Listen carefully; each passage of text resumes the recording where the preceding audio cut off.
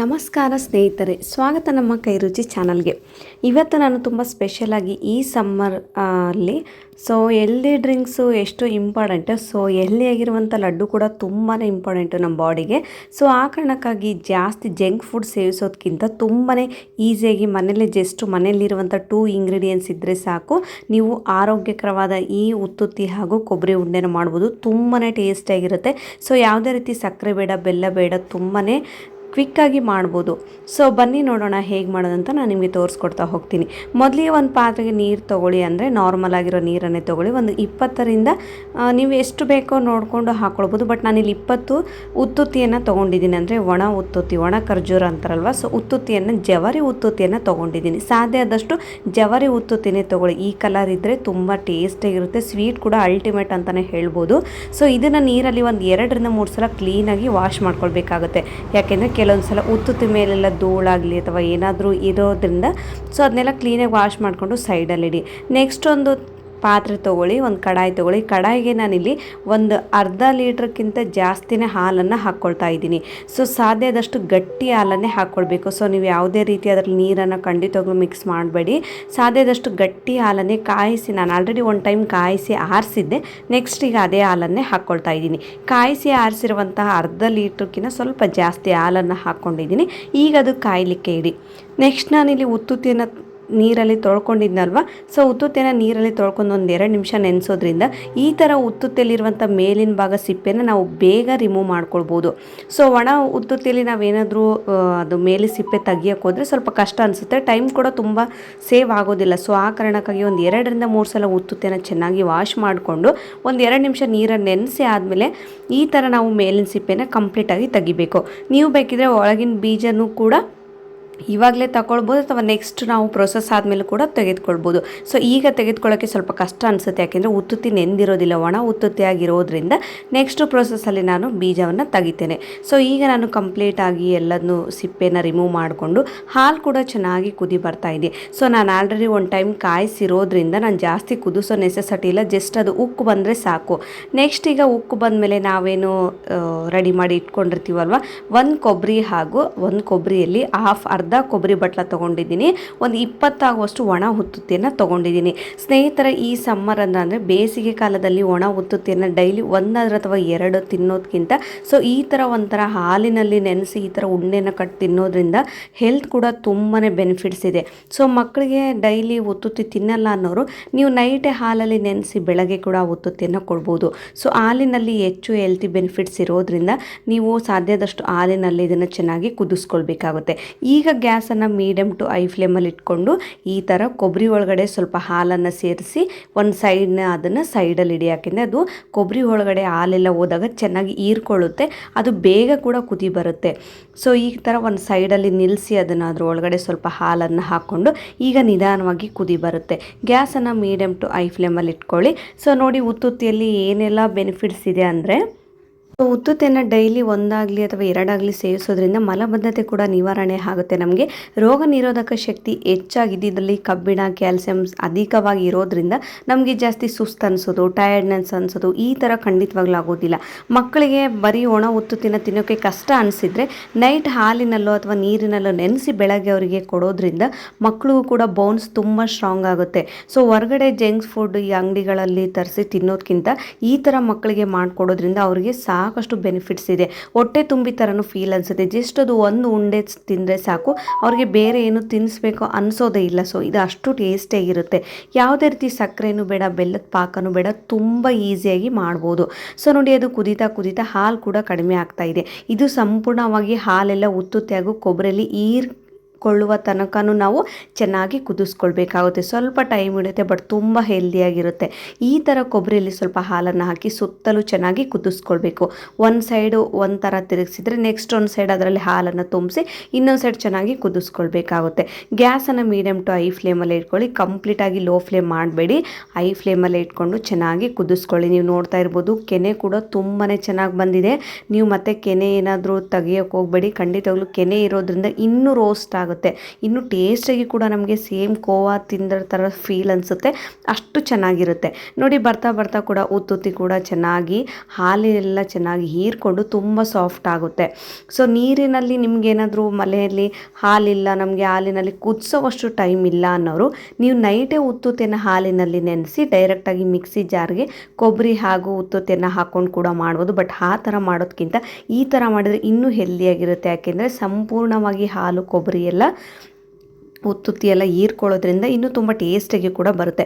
Final ಆಗಿ ಎಲ್ಲ ಹಾಲು ಕೂಡ ಹೀರ್ಕೊಂಡು ಈಗ ನಮಗೆ ಕೋವಾ ಥರ ಆಗಿದೆ. ನಾನು ನಿಜವಾಗ್ಲೂ ಇದ್ರ ಸ್ಮೆಲ್ ಮಾತ್ರ ಅಲ್ಟಿಮೇಟ್ ಅಂತಲೇ ಹೇಳ್ಬೋದು. ತುಂಬ ಸ್ಮೆಲ್ ಒಂಥರ ಕೋವಾ ಸ್ಮೆಲ್ ತುಂಬ ಚೆನ್ನಾಗಿತ್ತು.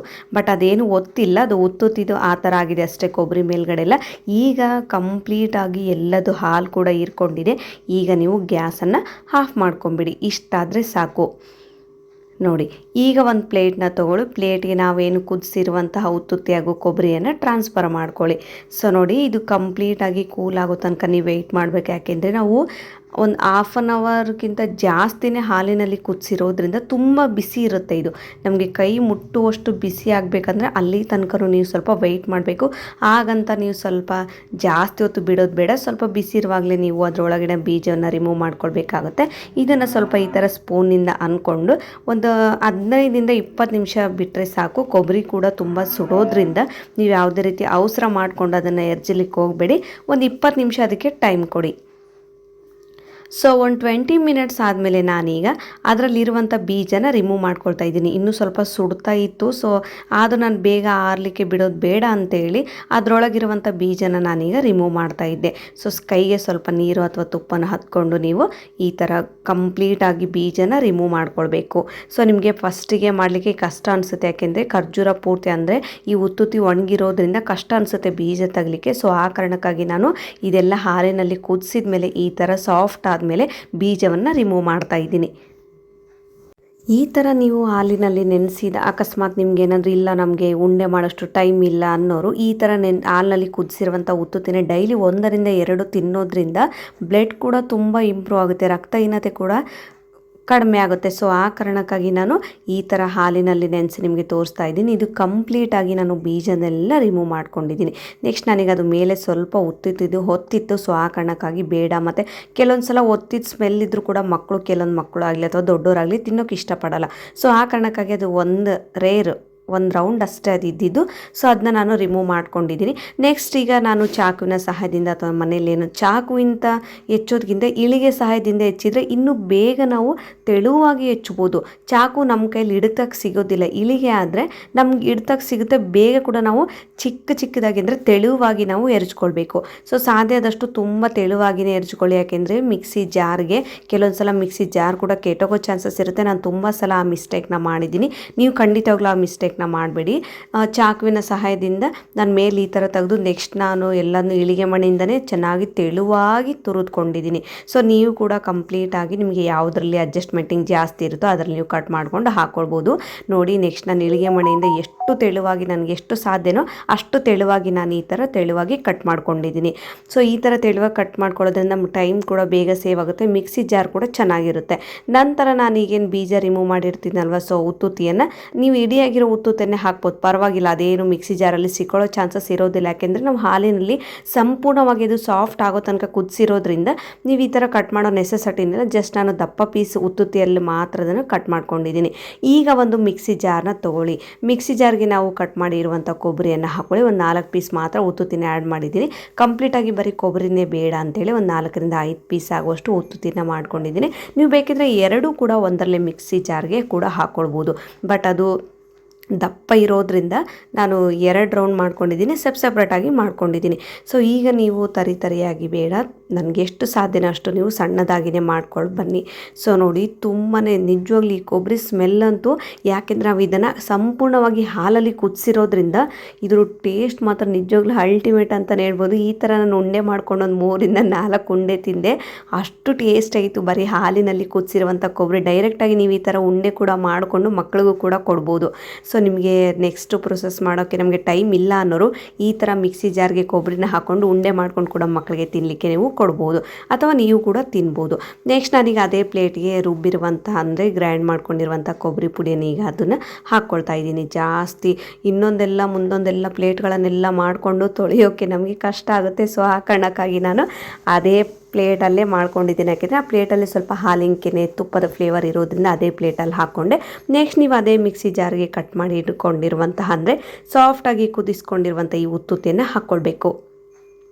ಸೊ ಖಂಡಿತವಾಗ್ಲೂ ನೀವೇನಾದರೂ ಈ ಸಮ್ಮರ್ಗೆ ಹೆಲ್ದಿಯಾಗಿ ಲಡ್ಡು ರೆಸಿಪೀಸ್ನ ಮಾಡಿಕೊಡ್ಬೇಕು ಅಂದ್ಕೊಂಡಿದ್ರೆ ಮಕ್ಕಳಿಗೆ ಇದು ಮಾತ್ರ ತುಂಬಾ high proteins healthy super duper food power ಅಂತಲೇ ಹೇಳ್ಬೋದು. ಅಷ್ಟು ಟೇಸ್ಟ್ ಕೂಡ ಇರುತ್ತೆ. ಸೊ ನೀವು ಬೆಲ್ಲದ ಪುಡಿ ಹಾಕೋ ನೆಸೆಸಿಟಿ ಇಲ್ಲ, ಸಕ್ಕರೆ ಪಾಕ ಮಾಡೋ ನೆಸೆಸಿಟಿ ಇಲ್ಲ. ತುಂಬ ಕಡಿಮೆ ಸಮಯದಲ್ಲಿ ಈ ಉತ್ತುತ್ತಿ ಉಂಡೆನ ನೀವು ಕೂಡ ಈ ಸಮ್ಮರಲ್ಲಿ ರೆಡಿ ಮಾಡ್ಬೋದು. ಸೊ ಒಂದ್ಸಲ ಚೆನ್ನಾಗಿ ಮಿಕ್ಸ್ ಮಾಡ್ಕೊಂಡು ಇದು ಕೂಡ ನಾನು ಗ್ರೈಂಡ್ ಮಾಡ್ಕೊಳ್ತಾ ಇದ್ದೀನಿ. ಸಾಧ್ಯದಷ್ಟು ಇದು ಕೂಡ ಸಣ್ಣದಾಗಿ ಗ್ರೈಂಡ್ ಮಾಡ್ಕೊಂಡು ಎಲ್ಲೋ ಒಂದು ಕಡೆ ಒಂದೆರಡು ಉತ್ತುತ್ತಿ ಚಿಕ್ಕದಾಗಿ ಪೀಸ್ ಇರುತ್ತೆ, ಪರವಾಗಿಲ್ಲ. ಸೊ ಈ ಥರ ನೋಡಿ, ಇದು ಉಣ್ಣ ಯಾವ ಥರ ಬರುತ್ತೋ ಈ ಥರ ಜಸ್ಟ್ ನೀವು ಯಾವುದೇ ರೀತಿ ಈಗ ಬೆಲ್ಲದ ಪಾಕನೇ ಬೇಡ, ಈಗ ಡೈರೆಕ್ಟ್ ನೀವು ಉಂಡೆಯನ್ನು ಕೂಡ ಮಾಡ್ಕೊಳ್ಬೋದು. ಅಷ್ಟು ಪರ್ಫೆಕ್ಟಾಗಿ ಬಂದಿದೆ. ಈಗ ನಾನು ಯಾವ ಪ್ಲೇಟಲ್ಲಿ ಕೊಬ್ಬರಿ ಪುಡಿಯನ್ನು ಹಾಕ್ಕೊಂಡಿದ್ನೋ ಅದೇ ಪ್ಲೇಟಲ್ಲಿ ನಾನೀಗ ಇದು ಉತ್ತುತ್ತಿ ರುಬ್ಕೊಂಡಿರುವಂಥ ಉತ್ತುತ್ತಿ ಉಂಡೆಯನ್ನು ಸಹ ಹಾಕ್ಕೊಳ್ತಾ ಇದ್ದೀನಿ. ಈಗ ಇದನ್ನ ಸೈಡಲ್ಲಿಡಿ. ನೆಕ್ಸ್ಟ್ ಒಂದು ತವ ತಗೊಳ್ಳಿ. ತವಕ್ಕೆ ಒಂದು ಅರ್ಧ ಕಪ್ ಆಗೋಷ್ಟು ತುಪ್ಪವನ್ನು ಹಾಕ್ಕೊಳ್ಳಿ. ಸಾಧ್ಯ ಆದಷ್ಟು ತುಪ್ಪವನ್ನು ಜಾಸ್ತಿನೇ ಹಾಕ್ಕೊಳ್ಳಿ. ನಾನು ಮನೇಲಿ ಮಾಡಿರುವಂಥ ತುಪ್ಪ ಇತ್ತು, ಸೊ ಹಾಲಿಂದ ಮಾಡಿರುವಂಥ ತುಪ್ಪ ಇತ್ತು, ಸೊ ಅದನ್ನೇ ಹಾಕ್ಕೊಳ್ತಾ ಇದ್ದೀನಿ. ಸಾಧ್ಯದಷ್ಟು ಸ್ವಲ್ಪ ತುಪ್ಪವನ್ನು ಜಾಸ್ತಿನೇ ಹಾಕ್ಕೊಳ್ಳಿ. ತುಪ್ಪದಲ್ಲೂ ಕೂಡ ತುಂಬಾ ಹೆಲ್ದಿ ಬೆನಿಫಿಟ್ಸ್ ಇದೆ. ಕೆಲವರು ತುಪ್ಪ ಹಾಕೋದೇ ಬೇಡ, ಡೈರೆಕ್ಟಾಗಿ ಅದು ನಾವು ಜಾರ್ ಮಾಡಿರ್ತೀವಲ್ವ, ಕೊಬ್ಬರಿ ಹಾಗೂ ಉತ್ತುತ್ತಿನ ಚೆನ್ನಾಗಿ ಮಿಕ್ಸ್ ಮಾಡಿಕೊಂಡು ಡೈರೆಕ್ಟಾಗಿ ಉಂಡೆ ಕೂಡ ಕಟ್ಬೋದು. ನೀವಿಷ್ಟೆಲ್ಲ ಮುಂದಿನ ಪ್ರೊಸೆಸ್ ಮಾಡೋ ಅವಶ್ಯಕತೆನೇ ಇಲ್ಲ. ಬಟ್ ತುಪ್ಪವನ್ನು ಹಾಕೋದ್ರಿಂದ ನಿಮಗೆ ಉಂಡೆ ಬೇಗ ಗಟ್ಟಿ ಆಗೋದಿಲ್ಲ. ಒಂದು 15 ಡೇಸ್ವರೆಗೂ ಕೂಡ ನೀವು ಸ್ಟೋರ್ ಮಾಡಿ ಇಟ್ಕೊಳ್ಬೋದು. ಸೊ ಆ ಕಾರಣಕ್ಕಾಗಿ ನಾನಿಲ್ಲಿ ತುಪ್ಪವನ್ನು ಹಾಕಿ ನೆಕ್ಸ್ಟ್ ಪ್ರೊಸೆಸ್ನ ಕಂಟಿನ್ಯೂ ಮಾಡ್ತಾ ಇದ್ದೀನಿ.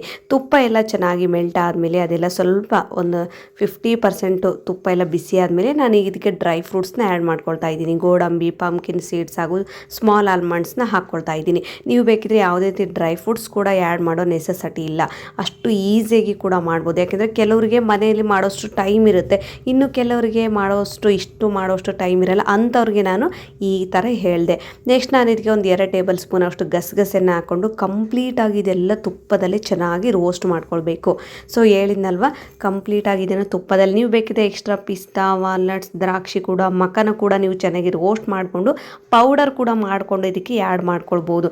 ಬಟ್ ಸಿಂಪಲಾಗಿ ಜಸ್ಟ್ ಒಂದು 3 ಇಂಗ್ರೀಡಿಯೆಂಟ್ಸ್ ಇದ್ದರೆ ಸಾಕು. ಅಂದರೆ ತುಪ್ಪ, ಕೊಬ್ಬರಿ, ಉತ್ತುತ್ತಿ, ಇವು 3 ಇದ್ದರೆ ಸಾಕು. ಅಲ್ಟಿಮೇಟಾಗಿ ಹೆಲ್ದಿಯಾಗಿ ನೀವು ಸೂಪರ್ ಡೂಪರ್ ಆಗಿ ಈ ಸಮ್ಮರ್ ಲಡ್ಡುನ ರೆಡಿ ಮಾಡ್ಬೋದು. ಸೊ ನೋಡಿ, ಈಗ ಚೆನ್ನಾಗಿ ತುಪ್ಪದಲ್ಲಿ ರೋಸ್ಟ್ ಮಾಡ್ಕೊಳ್ತಾ ಇದ್ದೀನಿ. ಗಸಗಸೆನ ಯಾವುದೇ ಕಾರಣಕ್ಕೂ ಮಿಸ್ ಮಾಡದೆ ಹಾಕಿ, ತುಂಬ ಟೇಸ್ಟಿಯಾಗಿರುತ್ತೆ. ಫೈನಲಾಗಿ ಇದೆಲ್ಲ ಲೈಟಾಗಿ ಗೋಲ್ಡನ್ ಬ್ರೌನ್ ಕಲರ್ಗೆ ಟರ್ನ್ ಆದಮೇಲೆ ನಾನೀಗ ಪೌಡರ್ ಮಾಡಿ ಅಥವಾ ಉಂಡೆ ಮಾಡಿ ಇಟ್ಕೊಂಡಿರುವಂಥ ಈ ಕೊಬ್ಬರಿ ಹಾಗೂ ಉತ್ತುತ್ತಿನ ಹಾಕ್ಕೊಳ್ತಾ ಇದ್ದೀನಿ. ಸೊ ನೀವು ಗ್ಯಾಸನ್ನು ಈಗ ಕಂಪ್ಲೀಟಾಗಿ ಲೋ ಫ್ಲೇಮಲ್ಲೇ ಇಟ್ಕೊಳ್ಳಿ, ಇಲ್ಲಾಂದರೆ ತಳ ಕೂಡ ಹತ್ತೋ ಚಾನ್ಸಸ್ ಇರುತ್ತೆ ನೀವೇನಾದರೂ ಸ್ಟೈನ್ಲೆಸ್ ಪಾತ್ರೆಯಲ್ಲಿ ಮಾಡಿದರೆ. ಸೊ ಆ ಕಾರಣಕ್ಕಾಗಿ ನಾನಿಲ್ಲಿ ನಾನ್ ಸ್ಟಿಕ್ನೇ ತೊಗೊಂಡಿದ್ದೀನಿ. ಉತ್ತುತ್ತಿ ಸ್ವಲ್ಪ ನಾವು ಗ್ರೈಂಡ್ ಮಾಡಿದಾಗ ಅದು ಉಂಡೆ ಥರ ಹಾಗೆ ಇರುತ್ತೆ, ಗಂಟುಗಳೆಲ್ಲ ಇರುತ್ತೆ. ಅಂದರೆ ಸೊ ಅದನ್ನೆಲ್ಲ ನಾವು ಚೆನ್ನಾಗಿ ಸ್ಮ್ಯಾಶ್ ಮಾಡ್ಕೊಳ್ಬೇಕು. ಸ್ಮ್ಯಾಶ್ ಮಾಡ್ಕೊಳ್ಳೋದ್ರಿಂದ ಉತ್ತುತ್ತಿ ಫ್ಲೇವರ್ ಕೂಡ ಎಲ್ಲ ಉಂಡೆಗಳಲ್ಲೂ ಕೂಡ ಸ್ಪ್ರೆಡ್ ಆಗುತ್ತೆ.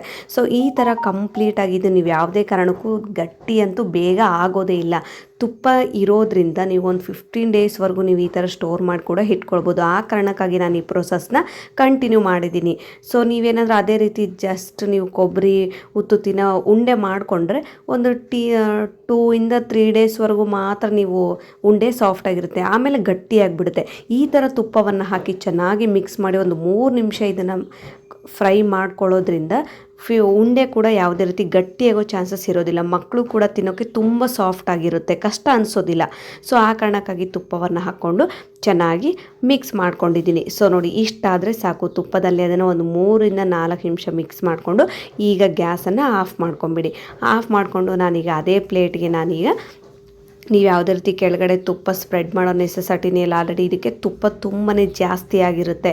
ಕೊಬ್ಬರಿಯಲ್ಲಿ ನಾವು ಹಾಲಿನಲ್ಲಿ ಕುದಿಸಿ ಮಿಕ್ಸಿ ಜಾರ್ಗೆ ಹಾಕಿದ ನಂತರನೂ ಕೊಬ್ಬರಿ ತುಂಬ ಎಣ್ಣೆ ಬಿಡುತ್ತೆ. ಯಾಕೆಂದರೆ ಕೊಬ್ಬರಿನ ಕುದಿಸ್ತಾ ಕುದಿಸ್ತಾ ಕುದಿಸ್ತಾ ಕೊಬ್ಬರಿಯಲ್ಲಿರುವಂಥ ಎಣ್ಣೆ ಅಂಶ ಎಲ್ಲ ಹೊರಗಡೆ ಬರುತ್ತೆ. ಸೊ ಆ ಕಾರಣಕ್ಕಾಗಿ ನಾವು ತುಪ್ಪವನ್ನು ಸ್ವಲ್ಪ ಕಡಿಮೆ ಹಾಕಿದರೂ ಕೂಡ ಪರವಾಗಿಲ್ಲ, ನಡೆಯುತ್ತೆ. ಉತ್ತುತ್ತಿನೂ ಸಹ ತುಂಬ ಅಂಟಂಟಾಗಿರೋದ್ರಿಂದ ತುಪ್ಪದ ಅಂಶ ನಮಗೆ ಸ್ವಲ್ಪ ಕಡಿಮೆನೇ ಬರುತ್ತೆ. ಸೊ ಆ ಕಾರಣಕ್ಕಾಗಿ ನೀವು ಸ್ವಲ್ಪ ತುಪ್ಪವನ್ನು ಹಾಕ್ಕೊಂಡು ಪರವಾಗಿಲ್ಲ, ಅರ್ಧ ಕಪ್ಪೇ ಬೇಕಂತೇನಿಲ್ಲ, ಒಂದು 4-5 ಟೇಬಲ್ ಸ್ಪೂನ್ ಹಾಕ್ಕೊಂಡ್ರೂ ಕೂಡ ನಿಮಗೆ ಉಂಡೆ ಕಟ್ಟಲಿಕ್ಕೆ ಬರುತ್ತೆ.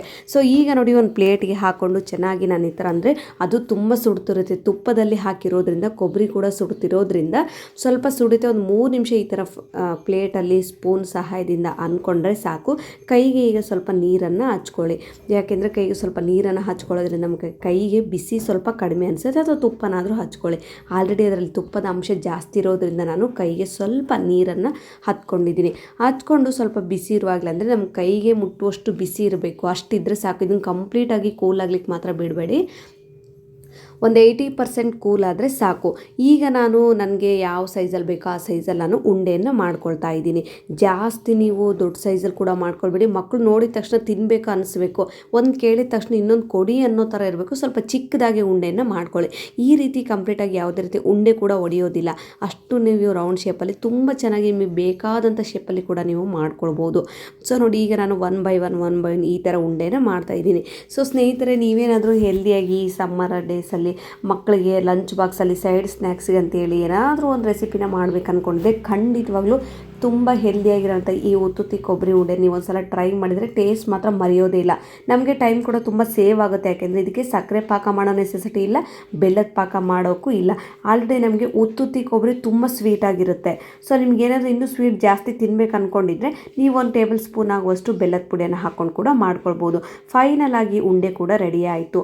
ಸೊ ನೀವೇನಾದರೂ ಇನ್ನೂ ನನ್ನ ಚಾನಲ್ಗೆ ಸಬ್ಸ್ಕ್ರೈಬ್ ಮಾಡಿಲ್ಲ ಅಂದರೆ, ಸೊ ಸ್ನೇಹಿತರೆ, ಲೈಕ್ ಮಾಡಿ, ಶೇರ್ ಮಾಡಿ, ಹಾಗೂ ನಿಮ್ಮ ಒಂದು ಸಬ್ಸ್ಕ್ರೈಬ್ ಮಾಡೋದನ್ನ ಮಾತ್ರ ಮರಿಬೇಡಿ. ಸೊ ನನ್ನ ವಿಡಿಯೋದ ನೋಟಿಫಿಕೇಷನ್ ನಿಮಗೆ ಮೊದಲು ಬರಬೇಕು ಅಂದರೆ ನೀವು ಬೆಲ್ ಐಕನ್ನ ಕ್ಲಿಕ್ ಮಾಡಿದ್ರೆ ಮಾತ್ರ ನನ್ನ ವೀಡಿಯೋಸ್ ನಿಮಗೆ ಮೊದಲು ನೋಟಿಫಿಕೇಷನ್ ಬರುತ್ತೆ. ಫೈನಲ್ ಆಗಿ ಉಂಡೆ ಕೂಡ ರೆಡಿ ಆಯಿತು. ಜಸ್ಟ್ ಒಂದು 20 ಪೀಸ್ ಉತ್ತುತ್ತಿ ಹಾಗೂ ಒಂದು ಕೊಬ್ಬರಿಯಿಂದ ಒಂದು 8ರಿಂದ 10 ಉಂಡೆಗಳನ್ನು ಕೂಡ ಮಾಡ್ಕೊಳ್ಬೋದು. ಸೊ ಫೈನಲ್ ಆಗಿ ಉಂಡೆ ಕೂಡ ರೆಡಿ ಇತ್ತು. ಕಲರ್ ಕೂಡ ತುಂಬಾ ಚೆನ್ನಾಗಿ ಬಂದಿತ್ತು. ಸೊ ನಿಮ್ಗೇನಾದರೂ ಸ್ವೀಟ್ ತಿನ್ನೋರಿದ್ರೆ ಇನ್ನೂ ಕೂಡ ಸ್ವೀಟ್ನ, ಅಂದರೆ ಬೆಲ್ಲದ ಪುಡಿ ಹಾಕ್ಕೊಂಡು ಕಲಿಸ್ಕೊಳ್ಬೋದು. ಪಾಕ ಮಾತ್ರ ಮಾಡ್ಕೊಳ್ಬೇಡಿ. ಫೈನಲ್ ಆಗಿ ಒಂದು ಉಂಡೆ ನಾನು ಓಪನ್ ಮಾಡಿ ತೋರಿಸ್ತಾ ಇದ್ದೀನಿ. ನೋಡಿ ಎಷ್ಟು ಸಾಫ್ಟ್ ಆಗಿದೆ ಅಂತ. ಸೊ ವಿಡಿಯೋ ಇಷ್ಟ ಆಗಿದ್ರೆ ಲೈಕ್ ಮಾಡಿ. ಸಿಗೋಣ ಮತ್ತೆ ಮುಂದಿನ ವಿಡಿಯೋದಲ್ಲಿ. Thank you.